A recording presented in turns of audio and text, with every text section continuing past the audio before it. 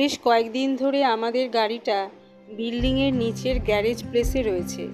আর বাড়ির সামনে গাড়ি থাকলেই মনটা খালি চঞ্চল হয়ে ওঠে, মনে হয় কোথা থেকে একটু ঘুরে আসি।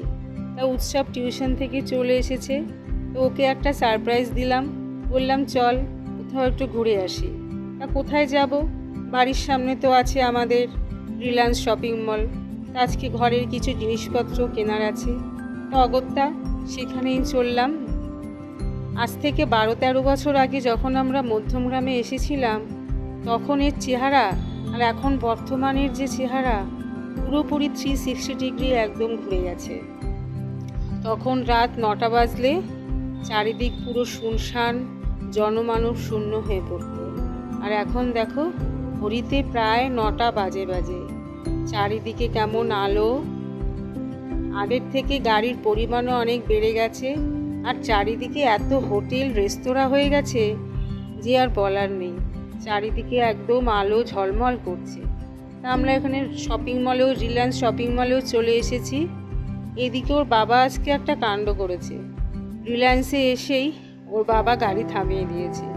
উৎসবকে বলেছে নে এবার তুই চালা, বলেই গাড়ি থেকে বেরিয়ে সামনে হাঁটা দিয়েছে। উৎসব ভাবতে পারিনি যে আজকে ওর বাবা বলবে তুই একা গাড়ি চালা। পাশে বাবা নেই। তাও প্রথমে আমাকে বলছে মা দেখো বাবা কীরকম আমাকে একা একা ছেড়ে দিল। আমি বললাম নে আজকে তোকে বাবাটা সারপ্রাইজ টেস্ট নিচ্ছে। তা বেশ দেখলাম ও কনফিডেন্টলি গাড়িটাকে নিয়ে গেল পার্কিং লটে। রিলায়েন্সের পার্কিং লটটা কিন্তু বিশাল বড়। তা আমি পেছনের সিটে বসে আছি। আমি বললাম আমি তো পেছনে বসে আছি, চল দেখি আজকে তুই টেস্টে কত নাম্বার পাস। তা নিজের ছেলে বলে বলছি না, ও কিন্তু এই পার্কিং জিনিসটা খুব ভালো করে। মানে পার্কিং লটে গিয়ে গাড়ি ব্যাক করে সুন্দর করে গাড়ি রাখা, এটা কিন্তু অনেকেই পারে না। তা ও এখনও মেন রাস্তায় গাড়ি চালায় না, যেহেতু এখন 18 বছর হয়নি, লাইসেন্সও পায়নি।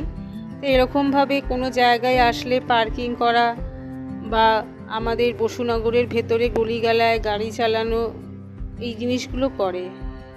তাই এইভাবে গাড়ি চালিয়েও হাতটাকে একটু শার্প করছে। যখন 18 বছর হবে তখন যাতে খুব সহজেই লাইসেন্স পেয়ে যায়। তা ও পার্কিংটা কিন্তু বেশ ভালো করে, বেশ দেখতে ভালোই লাগলো। এদিকে আমাদের গাড়ি পার্কিংও হয়ে গেল। এখন আমরা যাব মলের ভেতরে।